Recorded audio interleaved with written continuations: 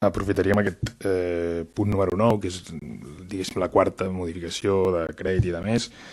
Vostès, dels aquí presents, ja coneixen el nostre posicionament al voltant d'això. Entenem que hi ha modificacions de crèdit que poden ser aprovades i tingudes en compte. Hi ha altres que considerem que demostren o mala planificació, mala gestió, sí que hi ha imprevistos i de més, però sobretot el que ens interessa és remarcar en aquest punt 9 aquesta utilització del romanent de tresoreria en una acció, una obra, no?, que és relacionada amb la Universitat Esteve i la zona de baixes emissions, que nosaltres creiem que potser no seria prioritària. En parlarem segurament als pressupostos quines són les propostes que es poden fer amb 2,2 milions d'euros. Segurament, ja ho saben vostès, parlarem de que aquests diners es poden destinar a la creació d'un centre de formació professional, al desenvolupament de l'escola d'infermeria i altres sectors que creiem que són més prioritaris, donat que els Next Generation no ens permeten o no ens arriben a aquests 2,2 milions que provenien d'Europa.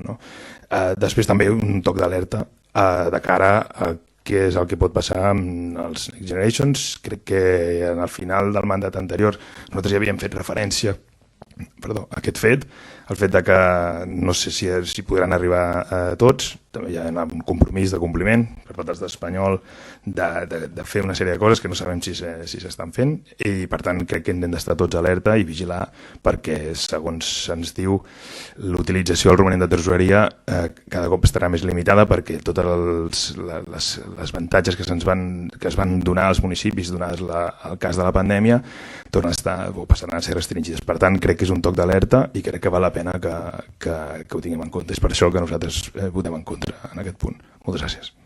Gràcies. No sé si algun grup més. Granollers Primàries. Doncs, senyor...